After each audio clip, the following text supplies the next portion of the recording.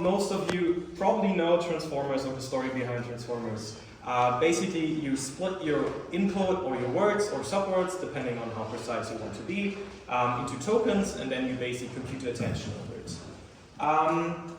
In Vision, we can do the very same thing as well, but instead of separating words, we just divide basically the image into a grid, and then we take each patch as a token.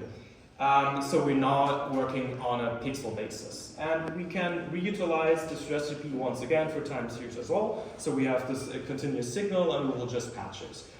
There are methods which work on a time series step base, but for now, let's stick for the patch base. And after we have these patches, we can then throw it in our transformer and compute our retention. Basically, we want to have per token the information of the neighboring tokens as well.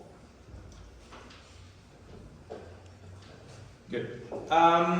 However, this analogy has a bit of a catch, at least in time series. In text and in Vision, the semantics are a bit more stable, and time series are really, really heterogeneous. So this is a major problem because you can see the different types of time series actually as different modalities as well. So now what we have here is an ECG signal and electricity demand forecast signal, sorry. And if you take a look at it, both show somehow peaks. However, they're completely unrelated and have nothing to do with each other.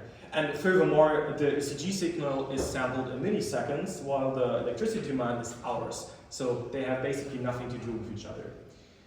And this is, because this was a problem, what we did in a couple of years ago was train one of the first foundation models, and we actually wanted to research if we somehow can have this adoption from different data sets and can figure out